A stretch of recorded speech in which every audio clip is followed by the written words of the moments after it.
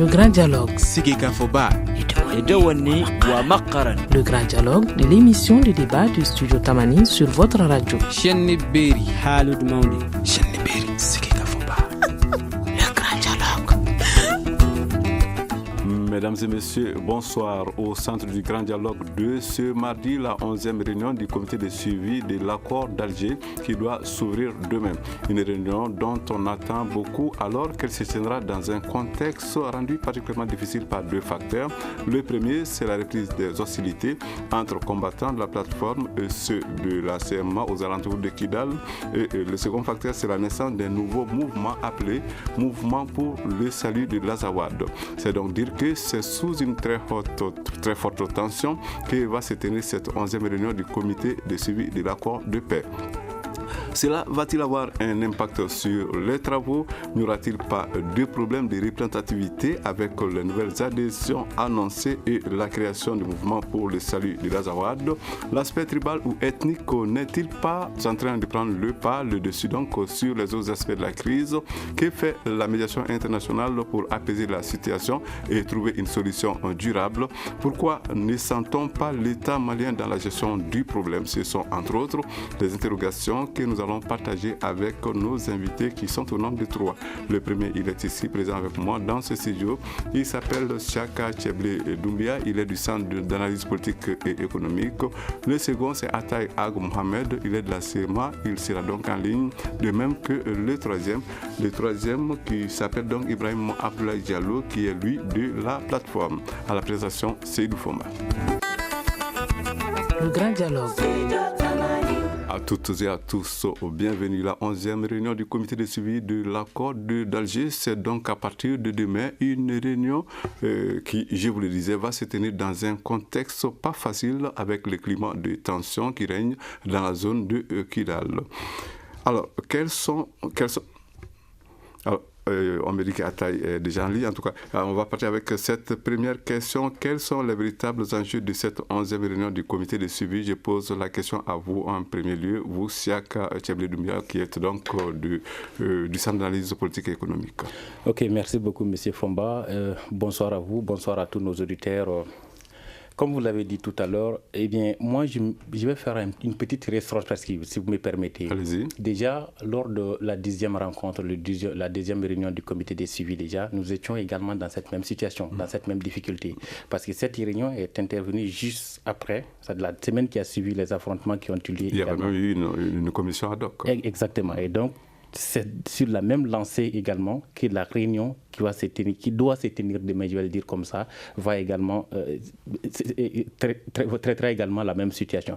Alors, ce qu'il faut dire, est-ce que de la 10e réunion à la 11e, il y a une évolution? Est-ce qu'il y a une proposition concrète? Ça n'a pas été le cas. Les points qui étaient inscrits à l'ordre du jour étaient relatifs aux autorités intermédiaires, à la situation de Kidal. Et malheureusement, ce sont ces mêmes points qui seront inscrits parce que le blocage, ça se situe également à ce niveau. Sauf qu'il y a cette fois-ci une nouvelle donne, comme vous l'avez dit dans votre introduction, qui est la naissance, la scission du CMA en donnant au groupe pour le salut de l'Azawad. Un nouveau groupe qui va compliquer ou simplifier les jeux. Nous allons certainement en discuter avec Nous allons donc contacter Ibrahim Abdoulaye Diallo qui est en ligne. Ibrahim Abdoulaye Diallo qui est donc de la plateforme. Monsieur Diallo, dites-nous, comment est-ce que vous voyez les enjeux de cette 11e réunion du comité de suivi de l'accord d'Alger? Bon, moi je pense que l'enjeu de la 11e réunion, c'est surtout des enjeux sécuritaires, à mon avis. Des enjeux sécuritaires, on l'a déjà rappelé dans ce studio. Alors, la 10e réunion, lorsqu'elle se tenait, c'était juste après des événements graves, toujours autour de Kidal. Et une commission ad hoc avait été mise en place. Cette commission aurait-elle complètement échoué? Puisque les affrontements ont repris quand même. On ne peut pas dire que la commission a échoué, mais la commission continue à travailler. Il y a des difficultés, elle essaie de les aplanir. Les problèmes d'hommes, ce pas des problèmes qui se règlent en un jour, mais on ne se décourage pas, je pense qu'ils sont là-dessus. Nous avons Atay Ag Mohamed qui est lui également en ligne, il est de la CMA.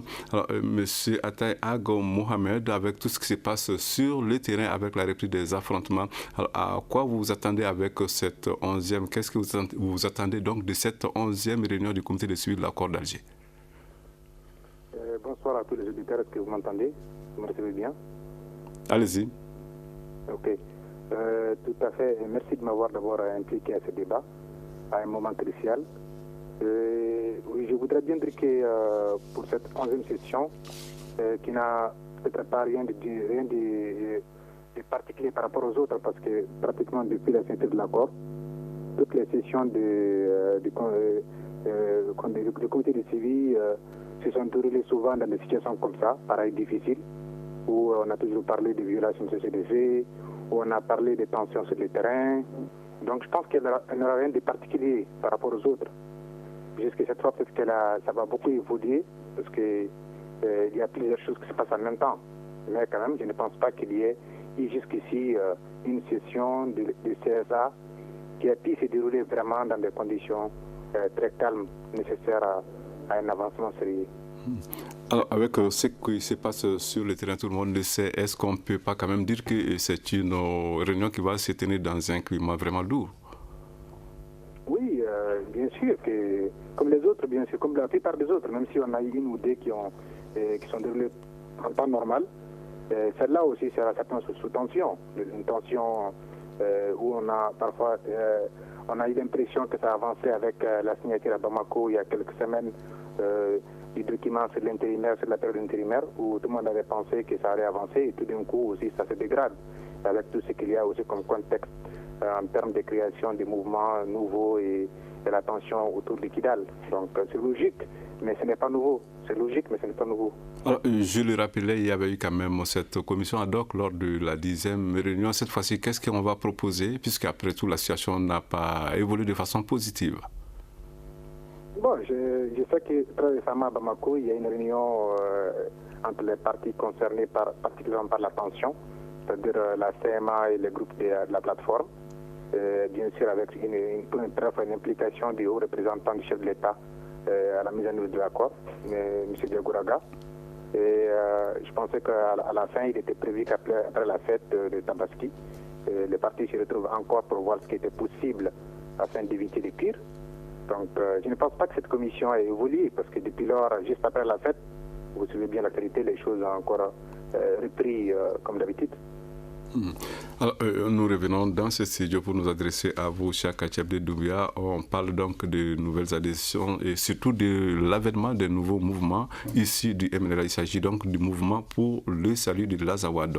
Dites-nous, M. Doumbia, cela ne va-t-il pas poser un problème au niveau du comité de suivi de l'accord de paix? Non, mais moi je pense qu'au niveau du comité de suivi de l'accord, ça ne doit pas poser de problème. Vous savez, les partis signataires de l'accord sont déjà connus, c'est eux qui siègent dans le groupe. Maintenant, la scission, il y a eu scission d'un groupe vers un autre groupe. Et tous ces deux groupes-là siègent au sein du comité de suivi de l'accord. En cela, ça ne va pas poser de problème quant à la composition. Mais s'agissant maintenant sur le terrain, ça peut quand même prêter à confusion. Ça va dans deux sens. Chaque fois que nous avons des nouveaux groupes, on assiste à la complication de la situation. La scission, le comité de salut de l'Azawad va vers la plateforme.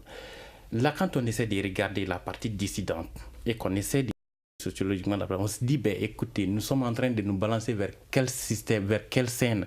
On est en train d'aller vers la tribalisation du conflit ou quoi? C'est là la question qu'on se pose. On se dit, on était avec la CEMA, au fur et à mesure qu'on avance, à la limite, on ne se reconnaît plus avec ces groupes-là. Nous sommes des Ifra, nous sommes des Imgad, nous allons nous rapprocher. Le danger qui guette cette situation, c'est que ça peut laisser entraîner le conflit vers un autre chemin qui n'a peut-être pas été prévu par l'accord. Je me tourne donc du côté d'Ibrahim Abdoulaye Diallo, la plateforme qui est en ligne. Monsieur Diallo, la création de ces mouvements qui s'appelle donc Mouvement pour le salut de l'Azawad, est-ce que ça ne vient pas compliquer la tâche aux principaux, aux différents acteurs de la crise? Bon, à mon avis, comme l'a dit Ataï, je ne pense pas. C'est-à-dire que il y a création d'un nouveau mouvement, c'est-à-dire que c'est des personnalités qui s'affirment, des velléités qui s'affichent, mais ça n'a pas d'incidence parce que les partis sont les mêmes, les partis ne changent pas. Au niveau du comité de suivi, les partis signataires sont connus. Maintenant, quel que soit le mouvement, il peut être adopté par l'une ou l'autre parti. Moi, je pense que ça n'a pas d'incidence sur la mise en œuvre en tant que telle. Mais sur le terrain, effectivement, ça peut avoir des conséquences, effectivement. Alors, du côté de maintenant, Ataï Ag Mohamed de la CMA, lui aussi qui est en ligne. Monsieur Ataï Ag Mohamed, alors lorsqu'on assiste à la création de ce mouvement appelé donc Mouvement pour le salut de l'Azawad, un mouvement ici de vos rangs, est-ce à dire que la situation au sein de la CMA est loin d'être saine aujourd'hui? Écoutez, je pense qu'il y a aussi un défaut d'interprétation. Le MSA, le mouvement pour le salut de l'Azawad qui est créé, n'est pas ici que du MNLA. Il est ici un peu du MNLA du Haut Conseil, parce que la plupart des officiers qui ont suivi ça, ce sont des gens du Haut Conseil aussi. Donc, mais on parle beaucoup du MNLA parce que c'est un peu l'épine. Tant mieux, c'est bien aussi. Mais quand même, le MSA, jusqu'ici, n'affaiblit pas la CMA, parce que la CMA est restée toujours forte dans sa composition. Et peut-être que pour des raisons d'intérêts locaux, certains membres de la CMA, de la zone de Ménaka spécifiquement, ont voulu créer ces mouvements-là. Mais ils ne sont pas en guerre contre la CMA. Ils ne sont pas en guerre contre la CMA, même si avec la plateforme, il y a quelque chose, ils ont signé un pacte de sécurité locale pour lutter contre le banditisme. S'ils réussissent à faire ça, c'est bien. Il faut lutter contre le banditisme local, les pillages, les vols, les petites bandes qui circulent, qui profitent de la tension pour piller les villageois, les forains. Il faut arrêter ça. C'est un pas que nous, on salue, on n'est pas contre ces choses-là. L'autre aspect, c'est que peut-être, bien sûr, qu'ils peuvent réclamer être partis, ou même s'ils vont à la plateforme ou à la CMA, ils peuvent demander à ce qu'ils soient positionnés comme l'ont fait les autres. Les COPIS 15 ou je ne sais quoi d'autre, on a vu avec les COPIS 15 cette difficulté, on l'a vu avec la CPA, il y a tout ça, quoi. Donc, attendez-vous à cela. Comme ils l'ont dit, le plus important, c'est le terrain. Et me dire qu'au niveau du CSA, il n'y a pas d'impact, dès qu'au terrain, il y a un impact, le terrain, c'est ce qui commande. Tout ce qui se passera sur le terrain aura de l'impact sur ça. Vous avez dit que c'est un mouvement qui est créé, ça s'arrête là, mais est-ce que la création de ces mouvements n'aura pas une certaine répercussion à un certain niveau au sein de votre mouvement? Non, tant que notre mouvement n'est pas affaibli, la CMA n'est pas affaiblie, au contraire, la CMA tient bon. L'important, c'est que la CMA n'est pas en conflit contre les MSA. Les MSA décident de se créer, ils sont libres de pouvoir, pour des raisons qu'ils ont eux-mêmes défendues, de vouloir être autre chose qui n'est pas de la CMA.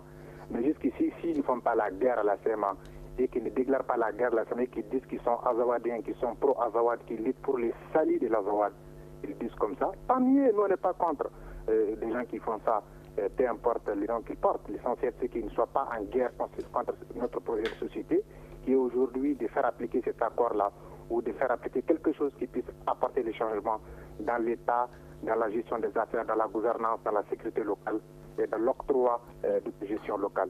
On n'est pas contre, on n'a jamais été contre. Même les autres qui ne se réclament pas. D'ailleurs, quelqu'un disait tout de suite qu'on va vers le tribalisme. Mais la plateforme, l'épine dorsale de la plateforme, c'est le Gaïtia. C'est un mouvement qui porte une non ethnique, un groupement de défense IMRAD. Mais c'est pas aujourd'hui que ça a commencé cette histoire d'ethnicisme ou de tribalisme. C'est l'État qui est derrière cela à travers la promotion de ces groupes-là. Aujourd'hui, tous ces groupes-là sont dotés de munitions des forces armées maliennes, des équipements de l'armée, des moyens de l'armée. Les casernes de Gao sont leurs sources d'approvisionnement. C'est un secret de polichinelle. Studio Tamani, on se retrouve pour la suite de ce débat dans un instant. Vous écoutez Studio Tamani, votre avis nous intéresse. Écrivez vos commentaires et suggestions sur la page Facebook et dialoguez avec nous. Studio Tamani, c'est aussi les réseaux sociaux.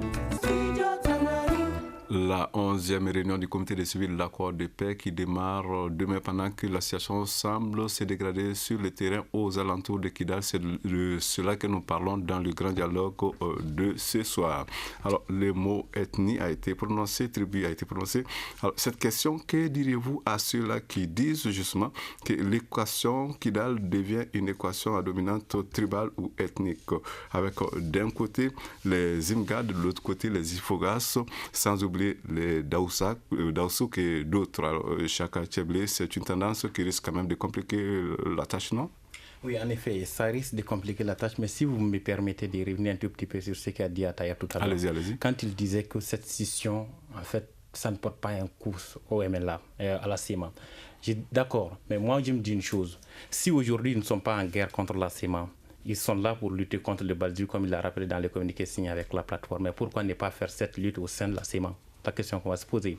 Ça, c'est un point. Le deuxième point, quand on dit également que la plateforme elle, est une milice de l'armée malienne, on en a toujours dit, mais là, la vérité qu'il faut reconnaître aujourd'hui, la plateforme se livre à son propre combat, à un combat de son existence sur le terrain. J'ai été dans ce sujet avec un élément de la plateforme dont j'ai oublié le nom. Il dit, nous avons toujours, la majorité a toujours été dominée sur le terrain. La question, si nous voulons la démocratie, pourquoi ne pas laisser la majorité s'exprimer? De même que la CEMA aujourd'hui porte des accusations contre l'État malien, la plateforme également formule les mêmes accusations. Et ce qu'il faut reconnaître, c'est que sur le terrain, la plateforme mène son propre combat et que l'État malien, le rôle de l'État malien dans tout ça, c'est de faire en sorte qu'il ne puisse exister sur tout le territoire national qu'une seule armée qui est chargée de défendre la souveraineté de l'État du Mali. Voilà la question fondamentale. Maintenant, la question de la tribalisation, c'est qu'il fallait depuis très longtemps essayer d'éviter, c'est ça. À Kidal, c'est très compliqué. On l'a dit, j'étais avec également un représentant de la CEMA hier sur les ententes de l'aménagement. Il disait que lui, aujourd'hui, il n'est pas d'accord que Kidal constitue une exception à la résolution de la crise. Mais moi, je me dis, la rébellion est toujours partie de Kidal, il est toujours revenu à Kidal. Nous avons les militaires, nous avons les FAMA à Tombouctou, nous avons les FAMA à Gao, mais pourquoi nous n'avons pas de FAMA à Kidal? Et avec tout ça, on refuse de connaître que Kidal constitue aujourd'hui une exception et un épine dans le cadre de la mise en œuvre de l'accord. Donc, qu'est-ce qu'il faut? Il faut faire tout pour éviter cette tribalisation qui est en cours. La scission que nous avons rappelée tout à l'heure, ça va dans ce sens-là. Ce qui se passe sur le terrain également, ce qui se passe dans la ville de Kidal également, ça va dans ce sens-là. Qu'on le veuille ou non, je pense que c'est vraiment une amère vérité qu'il faut reconnaître. Alors, nous allons à présent poser cette question à Ibrahim Abdoulaye Diallo de la plateforme. La situation, le conflit, la crise autour de Kidal n'est-elle pas en train de prendre une nouvelle tournure avec un accent particulier sur le tribalisme, l'ethnicisme? Votre avis? Non, moi je pense qu'on peut emballer la vérité, mais elle revient toujours à la surface. C'est de l'intérêt. Les gens de Kidal, c'est eux-mêmes qui ont dit que c'est une question de tribalisme. Ce n'est pas Ibrahim Diallo ou bien quelqu'un d'autre qui va l'empêcher. Les Zimrades ont dit qu'en réalité c'est une question de tribal. Et comme il l'a dit, c'est tribal parce qu'en réalité, nous avons en face des Zimrades face à des Iforas. Mais je ne sais pas comment on peut qualifier cette histoire si ce n'est pas du tribalisme. C'est vrai que maintenant, derrière cette idée de tribalisation ou bien de tribalisme, il y a des enjeux politiques, il y a des enjeux géostratégiques, il y a beaucoup de choses. Mais on ne peut pas ne pas dire, même si c'est gênant, en réalité, il y a du tribalisme là-dedans. C'est-à-dire qu'il y a une ethnie, une tribu qui a toujours eu peut-être des privilèges et des prérogatives. Maintenant, il y a d'autres qui veulent s'affirmer. C'est humain, c'est logique. Moi, je pense que les acteurs ont dit que c'est du tribalisme. Il ne faut pas se gêner de le dire. En tout cas, personnellement, je suis de la plateforme, mais je ne parle pas au nom de la plateforme. Enfin, je ne parle pas au nom de Gatia. Mais les éléments de Gatia ont dit qu'en réalité, c'est une lutte pour leur tribu. Je pense qu'on ne peut pas être plus royaliste que le roi. Voilà. Ataï Ago Mohamed, vous êtes toujours en ligne. Est-ce que ce n'est pas quand même dangereux que le tribalisme est en train de prendre le dessus par rapport à la situation qui règne autour de Kidal? Écoutez, d'abord, j'arrive à peine à faire la différence entre votre invité expert, analyste indépendant et l'autre monsieur qui se dit d'un camp, d'un parti pris de la plateforme. Je sais qu'il y a un peu de... Mais ce qui est important, c'est que moi, je n'interdis à personne de dire ce qu'il pense. Mais aujourd'hui, ceux qui attaquent la CEMA à Kidal attaquent tous ceux qui disent être la CEMA. Peu importe qu'ils soient d'une tribu ou d'une autre. Au sein de la CEMA, il n'y a pas que les Iforas. Les Iforas sont au sein de la CEMA, ils sont au sein d'autres groupes, mais il n'y a pas que les Iforas à Kidal. Les milices du Gacha, parce qu'ils se font appeler Gacha. Il n'y a pas un mouvement au sein de la CEMA qui s'appelle Iforas ou Idnan ou Doussak ou je ne sais pas quoi. Il y a la CEMA, il y a les MNLA, il y a les hauts conseils. Mais le Gacha, lui-même, à sa naissance, s'est fait appeler milice Imrad. Donc, logiquement, c'est là que vient la mèche. Et le Gacha, c'est en fait la colonne même de la plateforme. Donc il ne faut pas mélanger des choses qui n'ont rien à voir. Maintenant, aujourd'hui, la guerre qui se passe à Kidal est une guerre de conquête de Kidal. Point barre.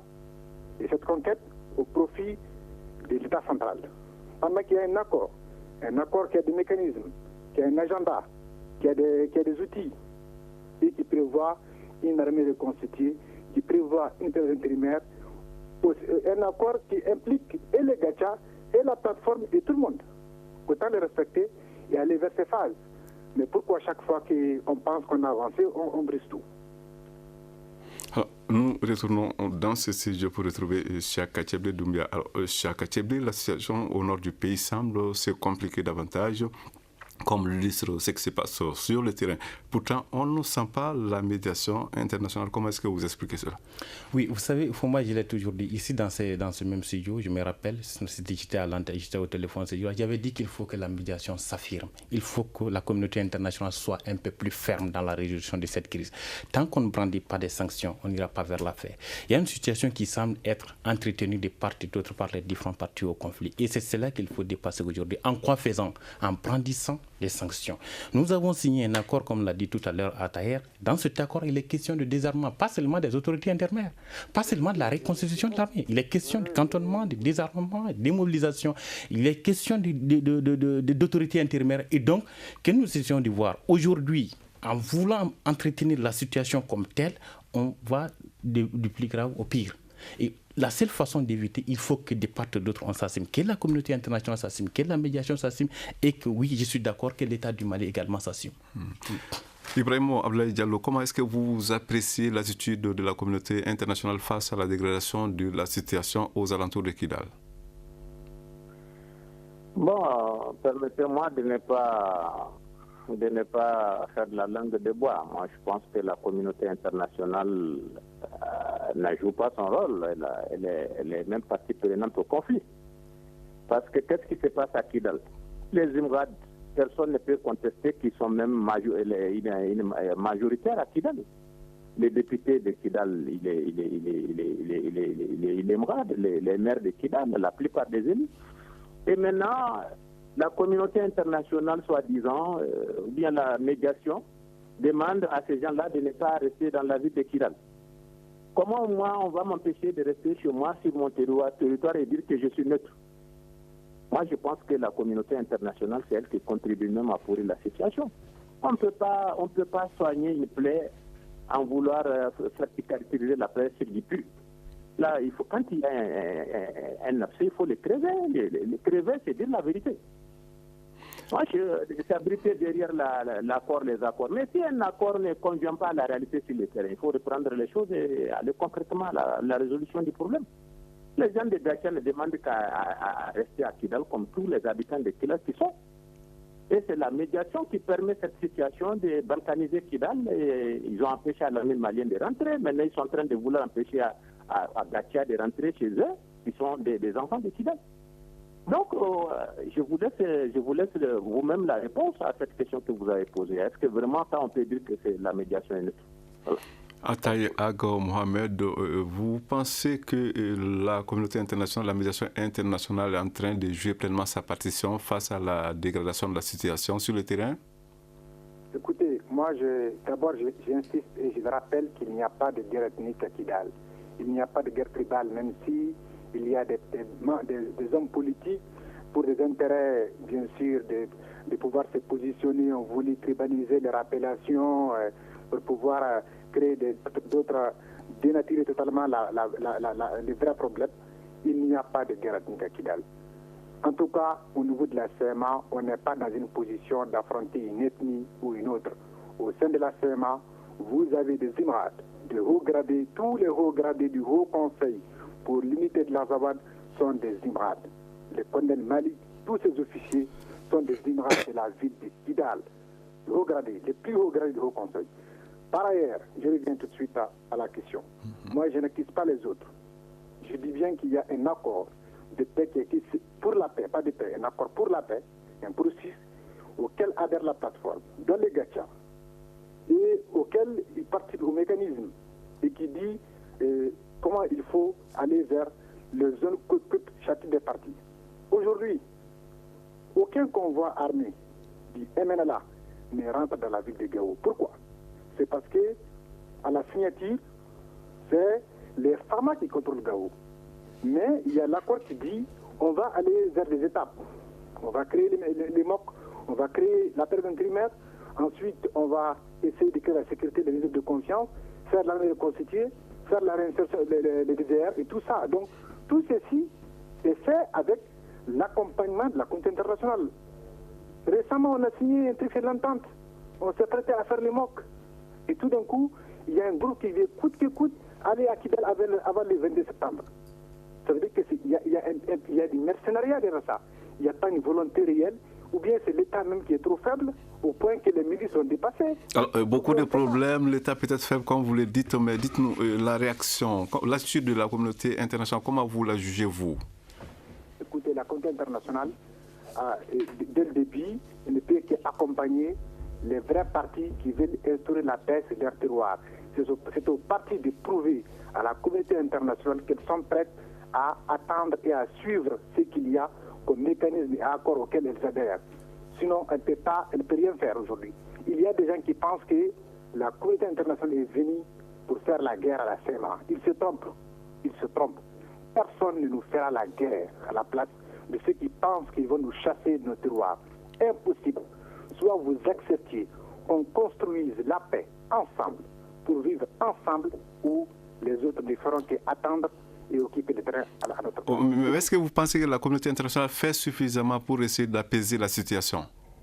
Écoutez, je ne peux pas juger, je n'ai pas un appareil. Pour ce que je sais, c'est que cette communauté internationale aujourd'hui sur le terrain, elle a vu des choses qui se produisent. Elle a vu les Gachas quitter la ville de Gao, s'équiper en munitions, en armes, en carburant, et attaquer des bases de la CMA sans les empêcher. Elle dit protéger les civils. Chaque jour, il y a des exactions autour de Kidal. Mais quelque part, je ne peux pas dire qu'elle fait son rôle, mais est-ce que nous créons les conditions pour qu'elle soit dans son rôle? Est-ce qu'il faut toujours accuser les autres? Pourquoi ce sont toujours la France, l'administration, les autres qui sont les problèmes? Et on s'oublie parce qu'on ne veut pas assassiner, parce qu'on a une rancœur vis-à-vis des autres, parce qu'on ne veut pas comprendre que c'est en tant que parti, en se respectant, en ayant des vrais engagements, en s'assumant politiquement qu'on peut construire la paix. Tant qu'on accuse les autres, on va continuer à être des démagogues imperméables. Chaka Tchablé Doumbia, je sens que vous avez envie de réagir. Hein? D'abord, la question de l'adaptabilité de l'accord à la situation sur le terrain aujourd'hui, ça se pose. On se dit, on dit, est-ce que l'accord est aujourd'hui peut-être appliqué sur le terrain? Est-ce que l'accord n'est pas devenu caduc? Moi, je me dis une chose, c'est que déjà quand on a signé l'accord, il y a eu suffisamment de documents parallèles entre ces différents groupes armés qui ont montré leurs limites. Ceci étant, est-ce que ça veut pour autant dire que cet accord ne demeure plus, c'est-à-dire ne doit plus être appliqué, ne peut plus être appliqué sur le terrain? Moi, toujours, la lecture de l'accord qu'on fait, l'accord est un document cadre, est un document mère. Maintenant, l'interprétation, la lecture qu'on en fait, ça doit être en fonction de l'évolution sur le terrain. Si vous prenez la question des autorités intérimaires, il est dit que la composition de ces autorités intérimaires fera l'objet d'un accord entre les différents partis. Maintenant, pourquoi ne pas prendre en compte la réalité du terrain pour aller vers cette composition-là? Et donc, à mon avis, l'accord peut toujours être... Cet accord peut et demeurera toujours, mais l'application, son interprétation qui ressort, je rappelle, du comité de suivi de l'accord, doit s'adapter à la situation qui prévaut sur le terrain. Ça, c'était la première observation. La seconde observation, c'est quoi? La responsabilité de la communauté internationale. Eh bien oui, c'est nous d'abord qui sommes responsables. C'est nous qui sommes partis au conflit. L'État malien, les groupes armés, c'est d'abord l'État du Mali, c'est notre terre, c'est notre territoire qui est occupé. Mais la question, c'est les autorités, la communauté internationale a parrainé l'accord que nous avons signé. Si vous lisez de l'accord, il y a des responsabilités qui incombent à la communauté internationale. Si la Charte des Nations Unies également avance un tas de responsabilités quant à la sécurité. Et donc, comment poser les bras en se disant, écoutez, nous sommes là, tant que nous ne sommes pas attaqués, tant que notre mandat n'est pas attaqué, eh bien nous allons rester comme ça. Ou bien nous serons là à protéger les civils. Mais comment? Est-ce qu'il faut d'abord attendre à ce que les civils soient en danger? Est-ce qu'il faut d'abord attendre à ce qu'on s'enlise dans une guerre tribale ou ethnique afin de dire que nous sommes là pour protéger les civils? Que Dieu préserve ce qui est arrivé, que Dieu nous préserve ce qui est arrivé quand même au Rwanda. Nous nous retrouvons dans un instant pour poursuivre ce débat. Une réaction, un avis, un commentaire. réagissez sur la page Facebook de Studio Tamani et restez connectés avec nous. Studio Tamani sur les réseaux sociaux pour vous faire entendre. La 11e réunion du comité de suivi de l'accord de paix qui démarre demain sur fond de tension, c'est le sujet du jour. À présent, nous allons nous intéresser à un autre aspect en fait de ce débat. Nous allons nous intéresser particulièrement à l'État malien et son rôle dans cette situation. L'État malien, on le dit, on ne le sent pas du tout. Il est absent sur le terrain selon certains. Il semble absent dans les discussions. Quel est votre avis, Ibrahim Abdoulaye Diallo de la plateforme? Merci bien. Maintenant, personnellement, mon point de vue en tant que Malien, je pense que si on a tous ces problèmes, c'est que l'État est vraiment faible, l'État est vraiment par terre. C'est ce qui justifie tout cela. Parce que un État peut ne pas avoir les moyens militaires de sa politique, mais avoir une politique conséquente quand même. Je pense que l'État, à tous les niveaux, vraiment constate, c'est-à-dire il fait comme s'il est neutre, alors que c'est vraiment lui, d'abord pour la mise en œuvre, c'est l'État malien qui est l'acteur principal. Ça, c'est connu et c'est dans l'accord. Et pour la gestion de son territoire en dehors même de l'accord, je pense qu'un État doit avoir une politique qui doit être connue, qui doit être publique, qui doit être claire et nette. Mais vraiment, on a l'impression que le Mali fait comme si cette histoire ne la concerne pas. Monsieur Diallo, selon vous, c'est un État qui manque de moyens ou alors c'est un État qui ne s'assume pas? Je ne comprends pas tout à fait vos propos. Non, je veux dire que l'État, il n'y a pas qu'une question de moyens. On peut ne pas avoir les moyens militaires, mais avoir une politique, une communication par rapport à la gestion de son pays, de son territoire. Mais l'État malien, vraiment, il est à fond. Autant sur une bonne partie de son territoire, il est en train de perdre le contrôle militairement, l'insécurité grandit même dans la ville de Bamako. Autant il ne communique pas tellement pour qu'on sache vraiment ce qu'il veut. Je pense qu'il y a quelque chose qui ne va pas, à mon avis. Ataï Ago Mohamed, vous, qu'est-ce que vous pensez du rôle que joue l'État face à la dégradation de la situation? Bon, moi, de toute façon, l'État, je pense que je ne pourrais pas dire plus que le monsieur de la plateforme par rapport à l'État. L'État n'a jamais pu lui-même proposer un plan d'action depuis qu'il a signé l'accord, parce qu'il est censé être le premier responsable de la mise en œuvre de l'accord. Donc il avait la responsabilité de proposer un plan d'action clair auquel il peut convaincre toutes les parties à intégrer et à l'accepter, mais il ne l'a pas fait, parce que quelque part, il ne dispose pas lui-même de capacités, je ne sais pas, techniques ou même politiques de pouvoir faire ça. Mais ce n'est pas grave. Ce qui est sûr aujourd'hui, c'est que l'État a vu naître des groupes qui se sont fait appeler des groupes ethniques au sein de la République. Et ces groupes sont dirigés par un général de forces armées régulières maliennes. Ils utilisent les moyens de l'État. Ils s'équipent dans les casernes de l'État. Ils attaquent quand ils veulent. Ils dérangent quand ils veulent. Donc, quelque part, il a une responsabilité morale directe dans ce qui se passe. Il n'y a pas que son absence, mais il y a aussi son influence en cela. Et c'est ce qui est très dangereux. Et quelque part, il va le subir à tous les niveaux. Et chaque jour, vous suivez l'ORTM, vous allez voir des éditions qui montrent la paix qui avance, la réconciliation, des séminaires, des ateliers, mais il n'y a rien. Au fond, il n'y a rien. La vraie paix, elle se construit sur le terrain. Et ce terrain aujourd'hui, soit les acteurs qui sont signataires de ces processus de paix, qui veulent être aidés par la communauté internationale, s'assignent, les respectent, rendent ces mécanismes sur son agenda, mettent en place par étapes ce qui est prévu, et on va construire la paix. Ou bien il n'y aura plus d'État. Car cet État, l'accord lui prévoit de réformer l'État. La création de nouvelles institutions, les conseils de secteurs régionaux, l'intérimaire, le recensement, les élections locales. Quand je vois l'État dire qu'il va faire les municipales en octobre, mais c'est quoi? Est-ce qu'il est sur terre? Est-ce que cet État est présent sur le terrain? Qui dit qu'il va faire des municipales en octobre dans cette situation-là? Ce sont ces interrogations-là souvent qu'il faut se poser pour pouvoir comprendre qu'à la base, il y a une manœuvre qui ne dit pas son nom. L'État veut venir, peut-être il veut la paix, mais quelle paix? Est-ce qu'ils pensent que l'autorité d'État s'impose? Ça, c'est fini. Ça, c'est terminé. Alors, nous allons vous retrouver dans quelques minutes à Taïag Mohamed. Le temps de retourner dans ce sujet pour poser la question suivante à vous, Chaka Tchèble Doumbia. C'est vrai, il y a des gens qui, quand même, reprochent à l'État malien de ne pas s'assumer devant la situation combien complexe qui se présente aujourd'hui dans le nord du pays. C'est à tort ou à raison?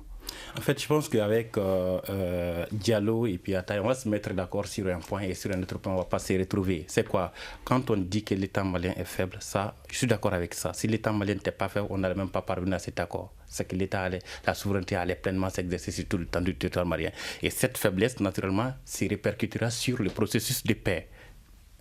Mais là où on ne peut pas se mettre d'accord, c'est lorsqu'on dit que l'État n'est pas animé de bonne volonté dans le cadre de la mise en œuvre de l'accord. Les réformes institutionnelles que l'État a engagées, ça également, c'est à son actif. Mais là où on passe, ça c'est le premier point où on n'est pas d'accord. Le second point où on n'est pas d'accord, c'est que l'État n'est pas le seul acteur. Bien sûr que c'est un acteur majeur de la mise en œuvre de l'accord, mais l'État n'est pas le seul acteur. Quand vous lisez de l'accord, il est dit que, la mise en œuvre de cet accord défend la bonne volonté et l'engagement de toutes les parties prenantes. Et quand on essaie d'aller vers un point, à chaque niveau, chaque partie essaie de voir comment m'en sortir à ce niveau. Et le blocage ne peut pas être attribué au seul État malien.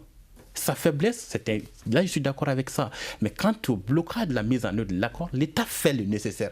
Mais les moyens de l'État sont limités. Et c'est pourquoi il y a la communauté internationale qui justement est là pour faire avancer lorsqu'il y a ce blocage. Il y a le comité de suivi de l'accord qui est là également pour faire avancer lorsqu'il y a des différences d'interprétation dans le cadre de la mise en œuvre de l'accord.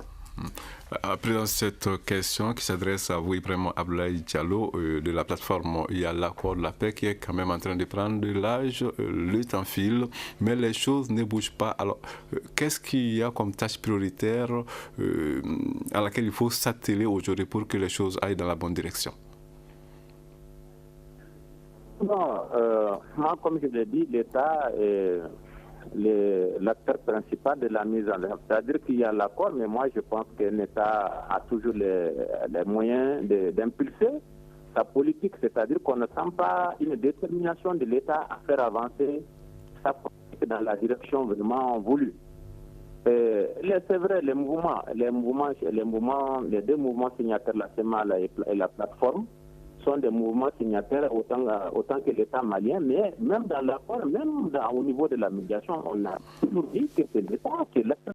Si l'État avait une politique claire et déterminée, et l'État avait une détermination, je pense que nous sommes obligés de le suivre. C'est vrai, moi je suis un acteur, j'ai des intérêts, j'ai ma volonté, j'ai mon point de vue, mais je pense que, comme je l'ai dit, c'est l'État qui n'est pas très engagé, bien très clair dans ce qu'il veut.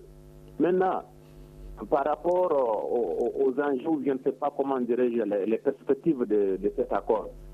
L'accord sera ce que nous voudrons en faire.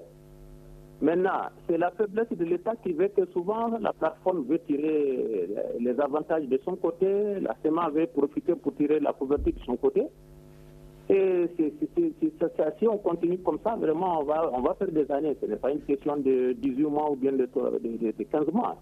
Je pense que c'est l'État qui doit prendre sa partition et obliger les gens à aller à sa cadence pour qu'on sorte de cette situation de ni, vraiment, je ne sais pas. C'est vraiment ce que je pense. Merci. Taïag Mohamed, qu'est-ce qui est selon vous prioritaire aujourd'hui qu'on doit faire donc immédiatement pour qu'on s'approche un peu de la mise en œuvre de l'accord pour la paix? Je pense que le plus urgent actuellement, c'est que l'État malien retire les copies de sa clé, des clés de ses magasins de stock de l'armée au général Gamou. Ça, c'est la première des choses. C'est qu'il faut que l'État arrête de laisser ses magasins de stock d'armement ouverts aux milices qu'il a créés et leur demander de revenir au lieu de continuer à dicter l'opinion malienne en les faisant croire qu'ils vont totalement exterminer la CMA ou la sortir de tout géopolitique de la région. Ça, c'est un élément urgent. Ça, c'est la chose qu'il faut faire tout de suite. S'il veut le faire, s'il veut de la paix. L'autre chose qu'il faut faire aujourd'hui, c'est qu'il faut respecter, il faut revenir discuter au sein du cadre de l'accord, au sein des mécanismes que l'accord propose. Il dit comment il faut faire, quand il faut faire, qui il faut saisir, comment il faut saisir, il faut le faire par là. Et ainsi, nous allons créer un processus qui a des étapes cohérentes, inclusif dès le début, et ça restera inclusif. Et ce n'est pas fermé non plus. Aujourd'hui, on sait qu'il y a des mouvements qui sont créés, qui sont nés, mais même si certains sont contre, il y aura toujours un moyen de les mettre, parce qu'en fait, ils sont créés pour ça. Tout ceci est manipulé, a été fait pour le problème. Mais l'essentiel, c'est qu'aujourd'hui, chacun comprend que la question est à la base politique. Elle ne sera jamais tribale ni ethnique. Tant qu'on ne pense pas à corriger, à traiter les causes et non essayer de traiter les conséquences à la place des causes, on ne va pas aller vers la paix. Il faut la construire, cette paix-là. Elle ne sera pas décrétée, elle ne sera pas manœuvrée, elle ne sera pas trichée. Il faut la construire. Ataïg Aga Mohamed, je vous remercie et Chaka Cheblé Doumbia, avec vous, on va certainement conclure. Oui, en fait, moi, c'est très simple. Hein. Il faut aller vers le désarmement, la démobilisation et la réinsertion. Nous avons tergiversé autour de beaucoup de points de l'accord. La mise en place des autorités intérimaires dans ce même studio, on a dit que ça va poser suffisamment de problèmes. Et tous ces problèmes-là est parti de là. Mais on en parle beaucoup depuis un certain temps. Mais pourquoi le dossier n'évolue pas, Chaka Cheblé? Ça ne va pas évoluer parce qu'on ne s'attaque pas au vrai problème. Parce que de part et d'autre, tant qu'il n'y a pas de sanctions, tant qu'il n'y a pas de pression, tant qu'on sait qu'on peut se laisser dominer par tout ce qu'on veut, on n'avancera pas. Chaque fois, on va se mettre la main sur son propre intérêt en se cachant derrière la question de la paix. Est-ce que la paix, c'est fondamentalement ce que tout le monde recherche dans cet accord? Là, c'est la question. C'est comme si le jeu auquel les uns et les autres se livraient n'était pas du tout sincère. Ce n'est pas un jeu franc, ce n'est pas un jeu sincère, il faut reconnaître ça. C'est ce qui fait que chaque fois, on a ce blocage-là. Quand il s'agit de mettre en place les autorités intérieures, il y a des blocages. Mais le véritable blocage, la véritable difficulté de la mise en œuvre de l'accord, on le saura au moment du désarmement et la réinsertion et le cantonnement. Qu'est-ce qui est prioritaire de faire aujourd'hui donc pour la essayer de faire bouger? priorité, c'est la normalisation du territoire. Et là, ça passe par le cantonnement. Donc, c'est sur ces propos de Chaka Cheblé Doumbia du Centre d'analyse politique et économique qui s'achève le grand dialogue de ce mardi. Je rappelle que le sujet était la 11e réunion du Conseil de suivi de l'accord pour la paix, le contexte et les attentes. Nous avons reçu 3 invités. C'était Ibrahima Abdoulaye Diallo de la plateforme, Hataï Ag Mohamed de la CMA et Chaka Cheblé Doumbia du Centre d'analyse politique et économique. À la mise en onde, il y avait Philippe Dambélé, à la régie vidéo, Jiré Nouhounou donc, et à la réalisation Ibrahim H. Diallo. Présentation Seydou Fomba. On vous remercie pour votre constante fidélité. On se retrouve demain pour un autre sujet. À demain donc. Le grand dialogue. Le grand dialogue de l'émission de débat du studio Tamani sur votre radio.